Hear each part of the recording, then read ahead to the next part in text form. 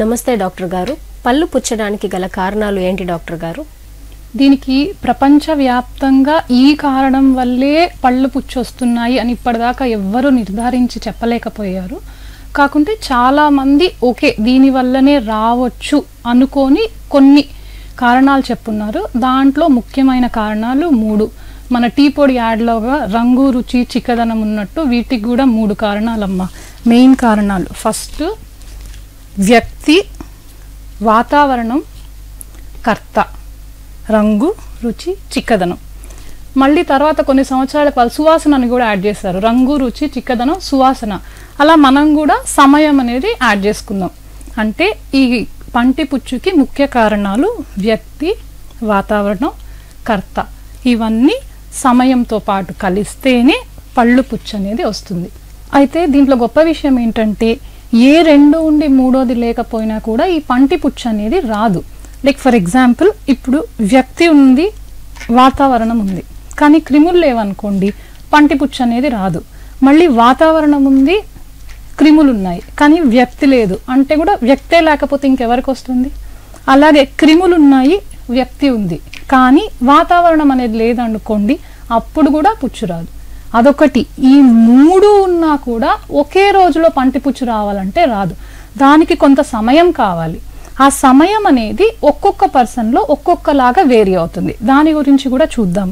So ఈ 3 ఉంటేనే over a period of time, అంటే కొంత సమయం తర్వాత ఈ పంటి పుచ్చు అనేది వస్తుంది. సో మనం పంటి పుచ్చుని నివారించాలంటే ఏ స్టేజ్లో అయినా నివారించుకోవచ్చు. అది మొత్తం మన చేతుల్లో ఉంటుంది. క్రిముల ద్వారా నిరోధిస్తామా, లేకపోతే ఈ వాతావరణంలో మార్పులు తెచ్చి నిరోధిస్తామా అనేది వ్యక్తి అయితే మనమే. సో ఇది మన చేతుల్లో ఉంటుంది. ఇది మొత్తం మన చేతుల్లో ఉంటుంది. అయితే దీంట్లో ఒక్కొక్క దాని గురించి ఇప్పుడు డీటెయిల్డ్గా చూద్దాం. ఫస్ట్ వ్యక్తి అంటే మనం. వ్యక్తి యొక్క వ్యక్తిగత కారణాల వల్ల పంటి పుచ్చు రావడం ఎందుకు వస్తుంది? వ్యక్తి యొక్క వ్యక్తిగత కారణాల గురించి తెలుసుకుందాం. అందులో ఫస్ట్ థింగ్ ఎనామిల్. ఇందాక చెప్పినట్టు ఎనామిల్ పంటిలో ఫస్ట్ బయట భాగము. దీనికి ఇది ఫామ్ అయ్యేటప్పుడే, అంటే పుట్టుకతో కానీ లేదా పుట్టక ముందర కానీ ఇది ఫామ్ అయ్యేటప్పుడే దీంట్లో కానీ ఏదైనా చిన్న చిన్న డ్యామేజ్ కానీ జరిగేటప్పుడు, లేదా ఏదైనా పౌష్టికాహార లోపాల వల్ల కానీ దీంట్లో ఆల్రెడీ ప్రాబ్లం ఉందనుకోండి. సో ప్రాబ్లం ఉన్నప్పుడు క్రిములు వచ్చి చేరడానికి పెద్ద టైం ఏం పట్టదు కదా. సో ఇది ఒక ఫస్ట్ రీజన్. ఇది ఈ ఎనామిల్లో కొంచెం డిఫెక్ట్స్ ఉండేది. నెక్స్ట్ రీజన్ వచ్చేసి చాలామందికి పళ్ళ వరుస సరిగ్గా ఉండదు. కొందరికి ఎగుడు దిగుడుగా ఉంటాయి, ఒకదాని మీద ఒకటి ఉంటాయి, ఒకే చోట్లో చాలా పళ్ళు వచ్చి ఉంటాయి, వరుస సరిగ్గా ఉండదు, ముందుకి వెనకాలకి. ఇలా ఉండే వాళ్ళలో ఏమవుతుందంటే పాపం వాళ్ళు ఎంత కష్టపడి బ్రష్ చేసుకోవాలనుకున్నా బ్రష్ వెళ్ళదు. ఏం తిన్నా ఖచ్చితంగా తినింది మాత్రం పళ్ళ సందులో ఇరుక్కుంటుంది, కానీ ఆ బ్రష్తో తీస్తే రాదు. వాళ్ళు ఎంత కష్టపడినా ఆ పళ్ళ సందులో ఇరుక్కున్నవి అలాగే ఉండిపోయి వాటి మీద క్రిములు యాక్ట్ చేయడం వల్ల పళ్ళు పుచ్చిపోతాయి. సో వీలైనంత వరకు ఎక్కువగా ఈ వంకర పళ్ళు, గొక్కిరి పళ్ళు ఉన్నవాళ్ళు ఈ పంటి ట్రీట్మెంట్, క్లిప్స్ ట్రీట్మెంట్ అంటాము, అది తీసుకుంటే దానివల్ల ఫస్ట్ థింగ్ పళ్ళు పుచ్చు అనేది తగ్గుతుంది, అందంగానూ ఉంటుంది. 3వది చిగురు సమస్యలు కూడా రావు. ఇలా ఎగుడు దిగుడుగా ఉండడం వల్ల, బ్రష్ సరిగ్గా చేసుకోకపోవడం వల్ల చాలా ప్రాబ్లమ్స్ వస్తాయి. నెక్స్ట్ వచ్చేసి పోషకాహార లోపాలు. ఇది చిన్నప్పటి నుంచే పిల్లలకి పోషకాహారాలు పెట్టడం అలవాటు చేయాలి. ఎందుకంటే చిన్నతనం నుంచే పోషకాహార లోపం ఉందంటే వాళ్ళలో వచ్చే పళ్ళు కానీ లేదా డెవలప్ అయ్యే పళ్ళు కానీ అవన్నీ సరిగ్గా రాకుండా ఏదో ఒక డిఫెక్ట్తో వస్తాయి. ఎగ్జాంపుల్, ప్రోటీన్స్ తక్కువ ఇస్తున్నారు అనుకోండి చిన్నపిల్లల్లో, వాళ్ళల్లో లాలాజలం ప్రొడ్యూస్ చేసే గ్రంథులు ఉంటాయి. ఆ గ్రంథుల డెవలప్మెంట్ అనేది సరిగ్గా జరగదు, లేదా పళ్ళు లేట్గా రావడం కానీ ఇట్లాంటివి జరుగుతూ ఉంటాయి ప్రోటీన్ లేకపోవడం వల్ల. Second vitamin A. ఈ విటమిన్ ఏ లోపం వల్ల పళ్ళు లేటుగా వస్తాయి.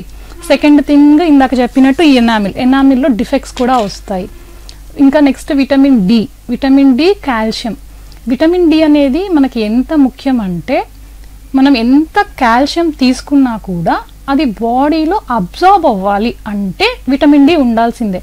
అంటే నేను రోజు పాలు తాగుతున్నాను లేదా రోజు నువ్వులు తింటున్నాను, ఎంత తింటున్నా మీకు విటమిన్ డి అనేది ఉండాల్సిన దానికంటే తక్కువగా ఉంది అంటే ఆ కాల్షియం అనేది మన బాడీలోకి తీసుకోలేదు.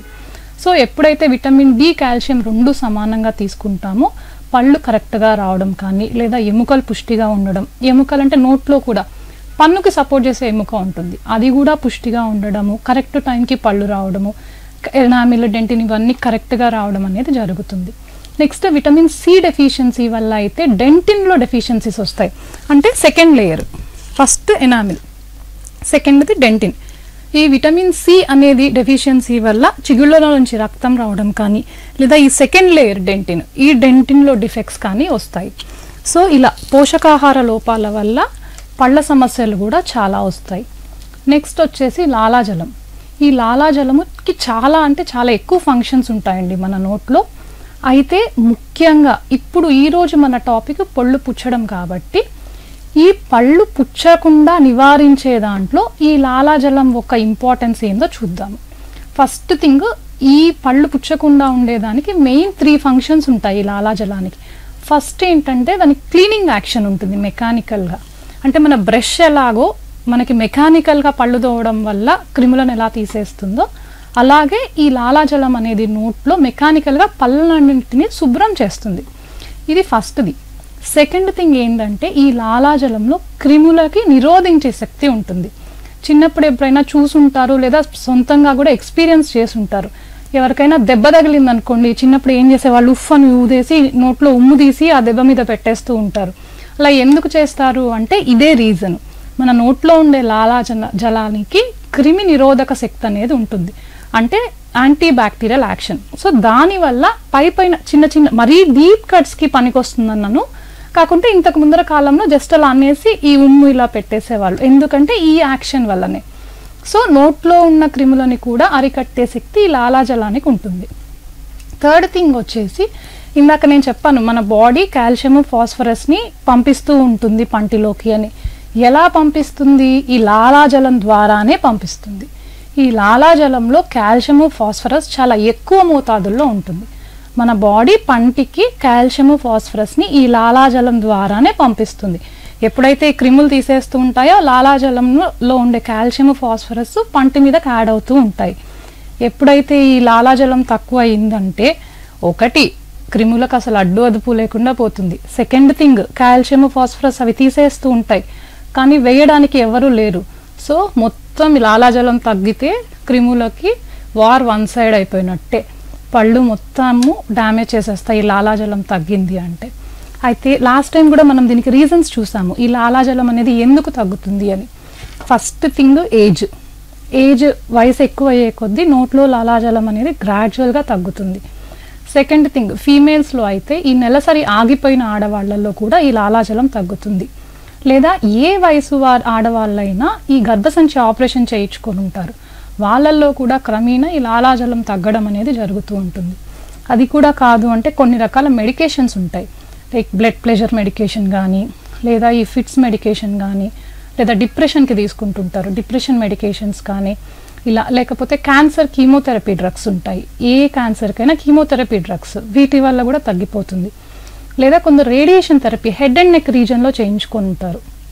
దీనివల్ల ఏమవుతుందంటే మనకి లాలాజలం ప్రొడ్యూస్ అయ్యే గ్రంథులు ఉంటాయి హెడ్ అండ్ నెక్ రీజన్లో, అవి డ్యామేజ్ అయిపోవడం వల్ల ఈ లాలాజలం అనేది తగ్గుతూ ఉంటుంది. సో ఈ లాలాజలం అనేది వ్యక్తిగతమైన రీజన్. సో ఇది తగ్గడం వల్ల పళ్ళు పుచ్చు అనేది ఎక్కువగా ఉంటుంది. నెక్స్ట్ వచ్చేసి వ్యక్తి అలవాట్లు, అంటే వాళ్ళు ఏ రకంగా బ్రష్ చేసుకుంటున్నారు, ఎలాంటి టూత్ పేస్ట్ వాడుతున్నారు, ఎన్నిసార్లు బ్రష్ చేసుకుంటున్నారు, తినిన తర్వాత పుక్కిలి చూస్తున్నారా లేదా, ఇవన్నీ కూడా వ్యక్తిగతంగా మన పంటి పుచ్చును అనేది ఎఫెక్ట్ చేస్తాయి. ఇంకొకటి, ప్రెగ్నెంట్ లేడీస్ ఉంటారు, ఒకవేళ ప్రెగ్నెన్సీ టైంలో కానీ వాళ్ళు నోటి హైజీన్ మెయింటైన్ చేయకుండా ఎక్కువ క్రిములు ఉండడం కానీ అలా ఉంటే వాళ్ళకు పుట్టబోయే బిడ్డల్లో కూడా పళ్ళకు సంబంధించిన వ్యాధులు వచ్చే లక్షణాలు ఎక్కువగా ఉంటాయి. ఇంకొకటి ఏంటంటే, చిన్న పిల్లలు ఉండేవాళ్ళు తల్లిదండ్రులు ఈ పాల పీకలు ఇస్తారు వాళ్ళు సైలెంట్గా ఉండడానికి, అవి ప్లెయిన్ ఇచ్చినా, లేదా కొంతమంది ఏం చేస్తారంటే ఈ షుగర్ వాటర్ చక్కెర నీళ్ళల్లో డిప్ చేసి కానీ, లేదా తేనెలో మాటలు తీయగా రావాలని చెప్పి తేనెలో కానీ ముంచి ఆ పాల పీకలు ఇస్తూ ఉంటారు. సో అలాంటివి ఎక్కువసేపు ఇచ్చినా కూడా, కొందరికి రాత్రిపూట బాటిల్ ఫీడింగ్ ఇచ్చేస్తారు, నైట్ వాళ్ళు ఇంకా వాళ్ళకి ఆ బాటిల్ లేకపోతే నిద్ర పట్టదు, అలాగే బాటిల్ నోట్లో పెట్టుకొని నిద్రపోతూ ఉంటారు. సో ఇట్లాంటి వ్యక్తిగతంగా ఉండే అలవాట్లు కూడా ఈ పంట పుచ్చు రావడానికి ముఖ్య కారణాలు.